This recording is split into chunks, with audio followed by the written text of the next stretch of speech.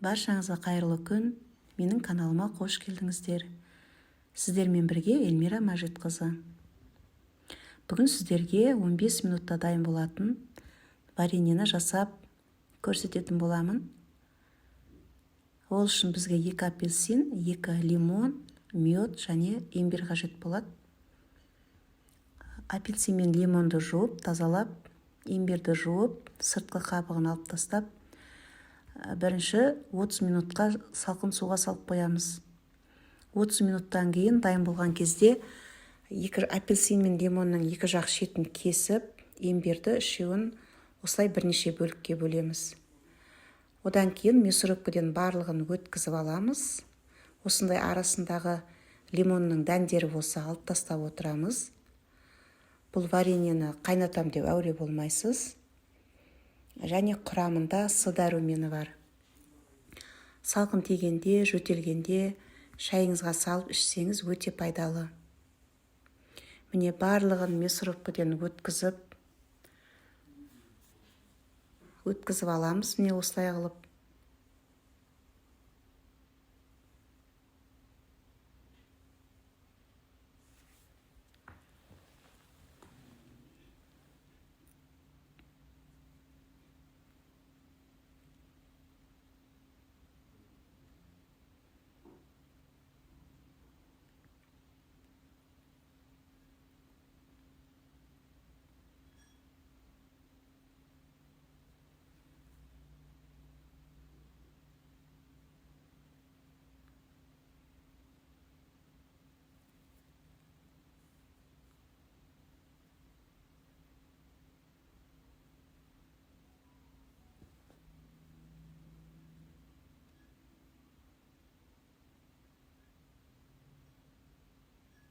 Міне барлығын өткізіп алдық.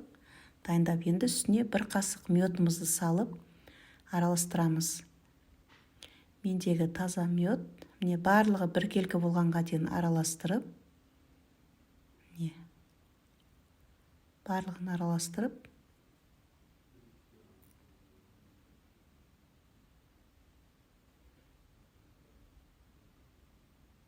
Міне 2 қасық медімізді салдық.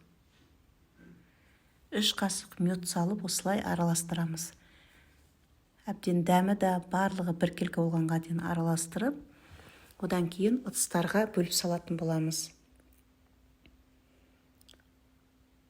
Ішіндегі лимонның дәндерін алып тастап отырамыз. Міне одан кейін ыдыстарға бөліп салып,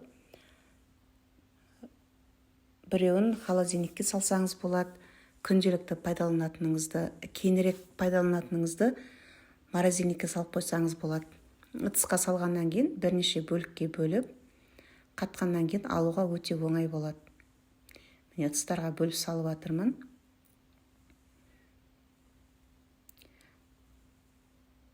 Шайға салған кезде 2 қасық осы вареньеден салып,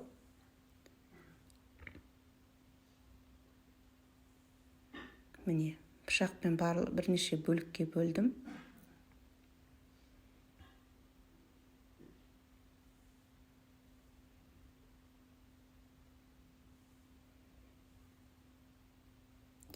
Енді шайымызға духовкада дайын болған осындай асқабақтың үстіне кішкене мед тамызып, малинамен шайымыздың үстіне 2 қасық осы вареньеден салып, және морозильникте қатып тұрған осындай үйдің шиесін салып, осылай шай ішуімізге болады.